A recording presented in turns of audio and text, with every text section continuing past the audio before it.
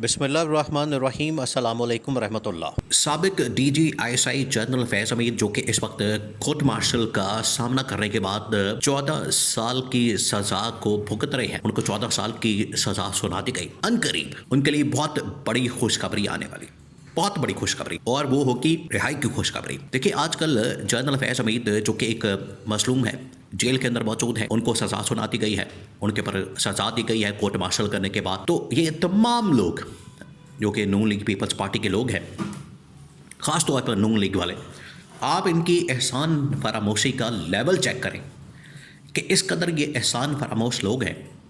यही वो लोग हैं जिन्होंने जनरल फैज़ हमीद से फ़ायदा उठाया, बेनिफिट लिया। यही वो लोग हैं जिन्होंने जनरल फैज़ हमीद के आगे पीछे रहते हुए हुकूमतें हासिल की, डीलें की, NRO लिया, केसेस माफ़ करवाए, मुकम्मल किया। आज ये उसके ऊपर हमलावर है।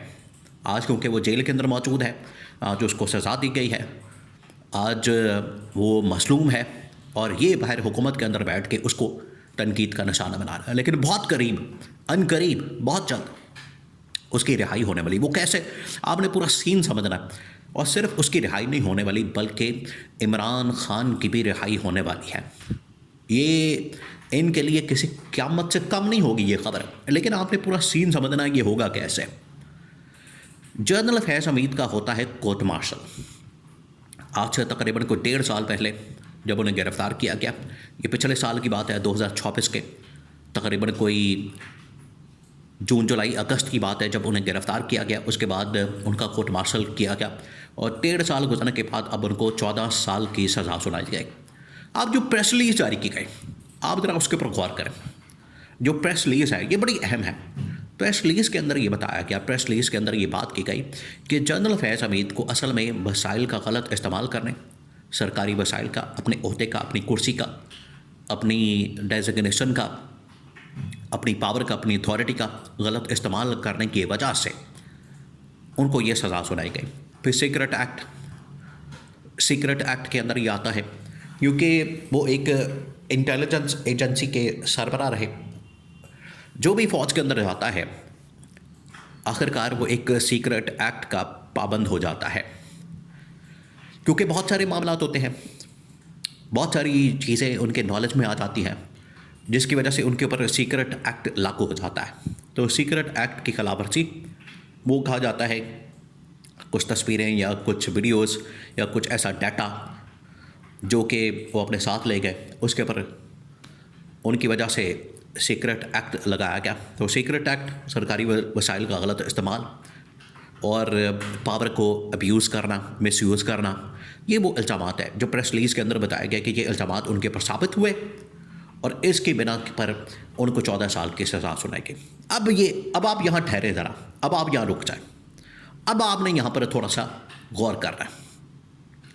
ये जो नून लीग वाले हर रोज़ ही आके सुबह से बैठते हैं शाम तक, और दिन चढ़ता है रात तक, एक ही इनकी जानिब से रोना पिटना, वही रंडी रोना इनकी जानिब से लगाया जा रहा है कि जनरल फैज़ ने हमारे साथ ये किया, जनरल फैज़ ने हमारे साथ वो किया, जनरल फैज़ ने हमें ये किया, जनरल फैज़ ने हमें वो किया।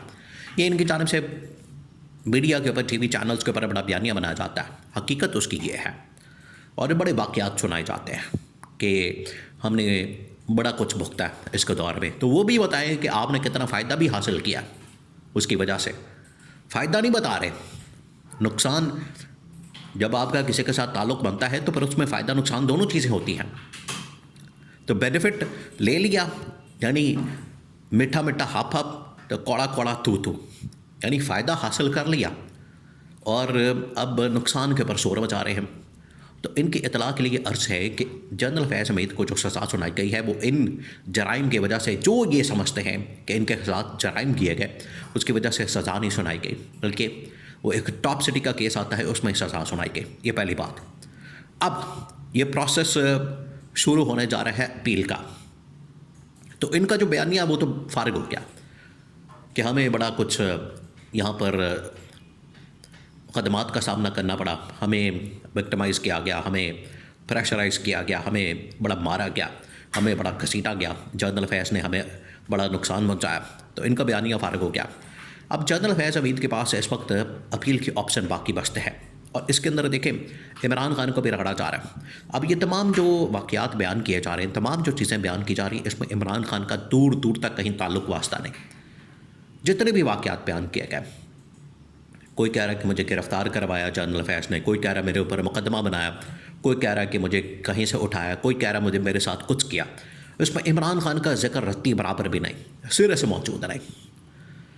अब जनरल फैज़ हमीद के पास जो ऑप्शन बचता है वो ये है कि जनरल फैज़ हमीद जाएँ, अपील करें, और पहला जो अपील का हक़ है, स्टेज है, वो कौन सी है? वो है जनरल आसिम के पास, आर्मी चीफ के पास। ये असूल है, ये एक कानून है आर्मी के अंदर। जब भी किसी का कोर्ट मार्शल होता है, जो पहली स्टेज होती है वो होती है आपकी आर्मी चीफ के पास, उसकी दरख्वास्त जाती है और वहाँ पर अपील जाती है। तो अब ये जनरल आसिम के ऊपर डिपेंड करता है, यहीं पर ही केस फारग हो जाना। देखिए, आप इस बात को जहन में रखें, क्योंकि यहाँ अगर केस की सुनवाई नहीं होती और सज़ा में कमी नहीं होती या केस को ख़त्म नहीं किया जाता, उसके बाद ये बाहर आ जाएगा सिविल कोर्ट के अंदर, यानी कि इस्लामाबाद हाई कोर्ट में, फिर उसके बाद सुप्रीम कोर्ट में। हाई कोर्ट और सुप्रीम कोर्ट, फिर उसके बाद 2 प्लेटफॉर्म होंगे। अब ये पाकिस्तान की आर्मी कभी भी अफोर्ड नहीं कर सकती, या किसी भी दुनिया की आर्मी के जिसका कोर्ट मार्शल होता है वो बाहर किसी सिविल कोर्ट के अंदर जाता है, वहाँ पर वो तमाम के तमाम फिर हक़ाइक़, आपने तमाम डॉक्यूमेंट्स, आपने तमाम दस्तावेज़ात, आपने तमाम चीज़ें फिर बाहर रखनी है, वो फिर आपको पब्लिक करनी पड़ेगी, वो फिर पब्लिक डिस्कशन में आ जाएगा। अभी देखें, जो प्रेस रिलीज़ आई है उसके मुताबिक हम बात कर सकते हैं, किसी को अंदर कुछ नहीं पता क्या बातें हुई, क्या गवाह आए, क्या हेयरिंग हुई, क्या समाअत हुई, क्या रिमार्क्स दिए गए, किस तरह से आर्गूमेंट हुए। बाहर जो सिविल कोर्ट होती है, पब्लिक कोर्ट होती है, उसमें तो आपको पता है सारा कुछ मंजरेआम पर आ जाता है कि ये समाअत हुई। इतने हाई प्रोफाइल केस को हर रोज़ डेली बेसिस के ऊपर कवर किया जाता है कि आज ये हुआ, आज वो हुआ। लेकिन पिछले 1.5 साल से बिल्कुल सन्नाटा, और हमें 1.5 साल बाद पता लगा कि ये सज़ा सुना दी गई। तो यहाँ पर एक सीक्रेसी का एलिमेंट मौजूद है। तो कोई भी इस्टेब्लिशमेंट या आर्मी नहीं चाहती कि ये सीक्रेसी का एलिमेंट ख़त्म हो और इसको बाहर पब्लिक कर दिया जाए, या पब्लिक के अंदर ये तमाम चीज़ें आ जाए। तो लगता यही चांसेस यही 90% कि जनरल आसिम के सामने ये जैसे केस आएगा, वहाँ पर माफ़ी हो जाएगी, वहाँ पर अपील को एक्सेप्ट कर लिया जाएगा, सज़ा में कमी हो जाएगी, और हो सकता है कि इनको माफ़ कर दिया जाए और इनको रिहा कर दिया जाए। ये बड़े चांसेस मौजूद हैं। अगर नहीं होता तो फिर उसके बाद ही पब्लिक में आ जाएंगे। बिल्कुल इसी तरीके से ये लिंक जुड़ा हुआ है इमरान खान के साथ। इमरान खान को इस पूरे मामले के अंदर, पूरे केस के अंदर या पूरी प्रोसेस के अंदर क्लीन चिट मिल गई, यानी तमाम चीज़ें जो है वो जनरल फैज़ की तरफ डायरेक्ट की जा रही हैं कि उसने ये किया, उसने वो किया, उसमें इमरान खान का जिक्र ही मौजूद नहीं। तो 9 मई से लेकर जनरल फैज़ के जितने भी मामला आते हैं, या तो वो इस्टेब्लिशमेंट, उस वक्त की ISI, उस वक्त की आर्मी चीफ, उस वक्त की तमाम इस्टेब्लिशमेंट और उनका जो पैराफर्नैलिया है वो कर रहा है, इसमें इमरान खान का सिरे से जिक्र मौजूद नहीं। तो ये भी इमरान खान के लिए एक क्लीन चिट है। तो ये खुशखबरी बहुत जल्द आने वाली है।